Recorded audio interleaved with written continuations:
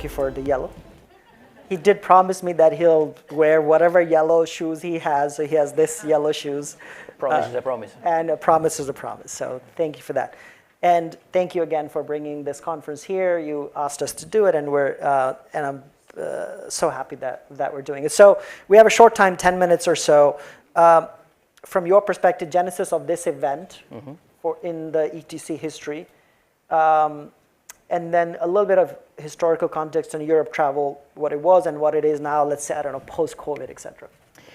Well, the real last time we were here in the United States with an event of this caliber was 10 years ago. So it was really time to do something, not only like of quality, but also, that can help people also to understand the current situation of the Transatlantic corridor.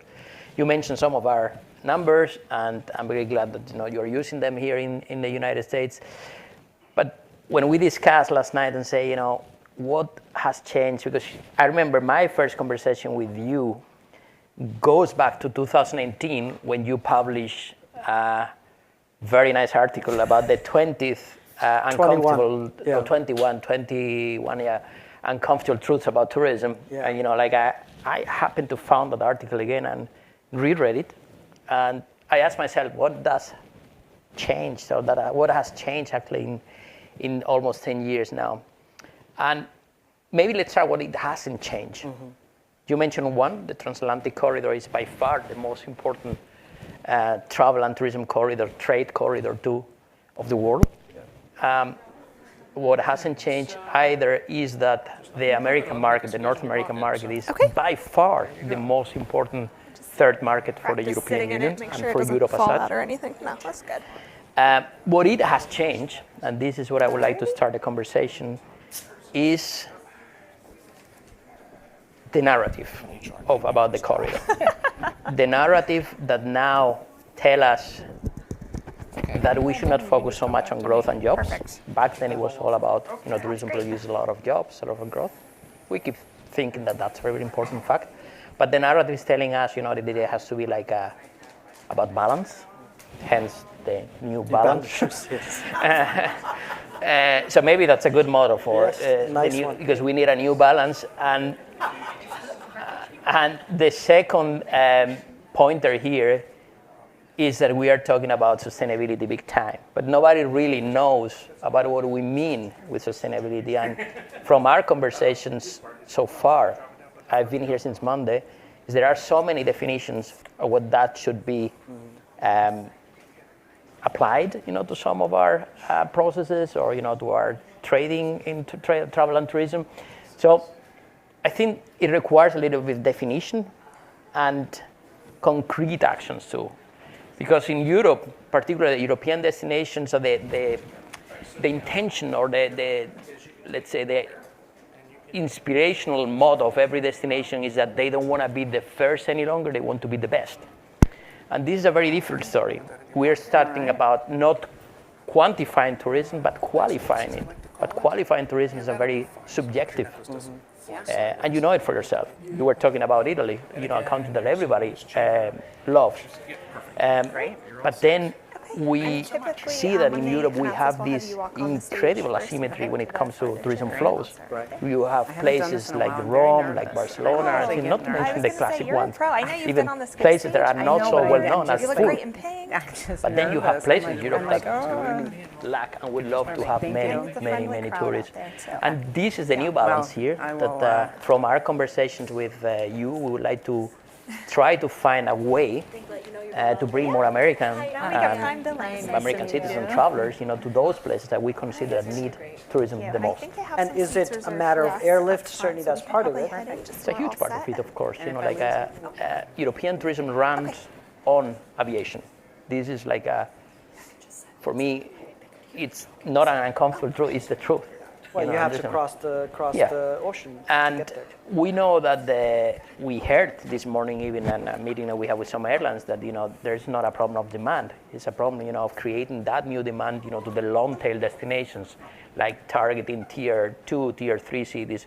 And that's tough, because you have to generate or come to a business model that is viable and profitable, and it's not always the case. And in Europe, it's a very fragmented market also with regards to aviation.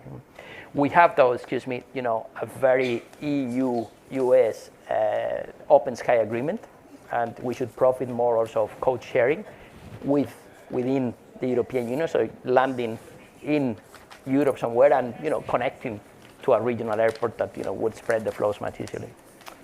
And you mentioned in terms of the responsible tourism, your ETC has been thinking about it. Can't wait to catch up. Differently. You came out with a campaign recently. If you can play this campaign, Brian, for on the screen, the video that we had. Yeah. Which essentially you're trying to reposition responsible travel. Yeah, I think nobody wants to be prescribed, So You don't want to use the word sustainable. No, we want to be responsible, which is another angle. And responsibility comes with the other ilities, with sustainability, accessibility. So this responsibility now it's put on the decisions maker. We are the consumers. Let's admit it. We joke about this. Going on holiday is like a egoistic, hedonistic action that nobody wants to suffer or take decisions that will affect your well-being or your comfort. But in that spectrum, there's a lot of things that you can do right. So we're not telling people to travel less or fly less, but to travel better. And the campaign is all about that. It's called Unlock an Unexpected Upgrade, and it's focusing on 4 pillars. The first pillar is travel off-season, travel also to lesser-known destinations, second pillar. The third pillar is consume local, and the fourth is not coming to my mind. Let's play it. I just want to see the first part of it, and then we can continue this conversation because I think it will illustrate what you're saying. Well, it's Everyone loves traveling an sustainable unexpected upgrade. on-site. Upscale your stay in ways you'd never imagine. Unlock a richer experience with fewer crowds and more affordable options. I went to Europe in the fall to indulge in the wine harvest season. I learned the secrets of winemaking in France, gazed at the unique landscapes, and toasted new, long-lasting friendships. I swapped the bustle of the big city for Graz, Austria's hidden gem. I exchanged long lines for exclusive views and crowd-free we can keep playing it. cultural heritage. So it seems like there's already inbuilt trends happening where people are moving out of the peak seasons. There's enough seasonality. Like I said, I was in Rome last week, and it was still a lot of people there, which historically wouldn't have been as many people if you go by the season. So certainly that seems to be organically happening. It is, but if you look at statistically wise, it's trend still. But there is no like a huge percentage of people changing that. So, and this campaign aims exactly to change that habit or tend to book on classic holidays like Christmas, Easter, or summer holidays. We heard this morning also from many stakeholders, and America is the best market to target for off-peak, because also the demographics are very different, and people travel all year long to Europe. Right. But yet, we want to exploit the potential of this market that again, it doesn't lack demand, but we would like to channel the demand to those places that need it the most. What do you would you want the U.S. private sector industry to know about Europe and the work that you are doing that currently they may not be aware of? Many of them are here, sitting here in the audience, and how to work with you to help grow their business to Europe, but how to work with you and the other private sector players? Data exchange, for sure. I think we produce an incredible amount of data in Europe and in US, but we don't exchange is good enough. Second, you mentioned it before, I mentioned it before, we need to sit down with those that are not in agreement with us. Saying, in these rooms normally we preach into believers. Everybody, agrees that travel and tourism is great. There are people that are telling us in Europe that it's not so great for their livelihoods. Mm-hmm. So maybe we should just take a look at that. Create a safe space of communication between the visitor, between the resident, between the entrepreneur. Those spaces don't really exist in real life. Mm-hmm. We are, CTC or our members in the National Tourism Organization are trying to play that not only role of promoting, managing, but also now like to mediate between the different actors and actresses in the tourism landscape. So this campaign also aims to pass that message that while environmental sustainability matters a lot, social, economic, and cultural environmental sustainability is very, very, very important to maintain too, because that's the essence of the project. And I come from a place in Europe where tourism is not only essential, but it's existential.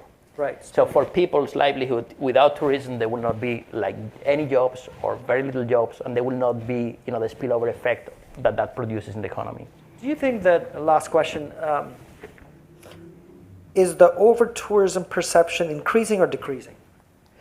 I'd say it's, we expected last summer to be much worse. We were prepared.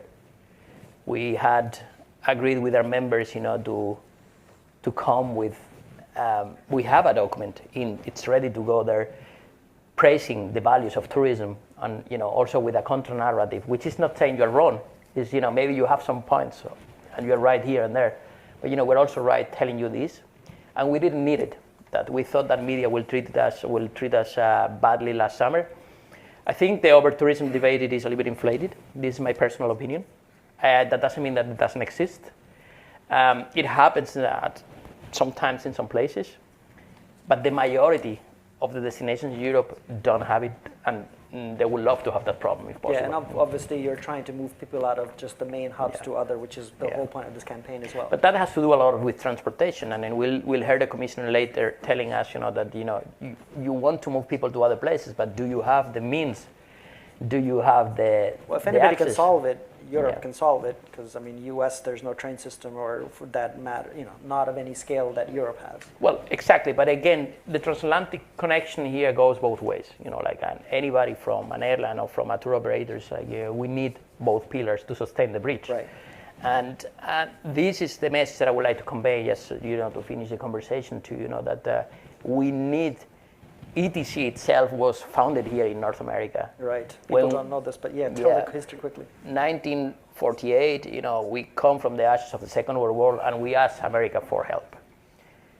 COVID-19, we didn't ask for help, but Americans came massively after, to recover our economies too. So you see, there's always that connection, and that will never, whatever the political landscape or the geopolitical landscape, that will never change. We should invest more in creating more links in between our two continents. Let's leave it at that. Thank you, Eduardo. Thank you, Rafat. Okay. All right.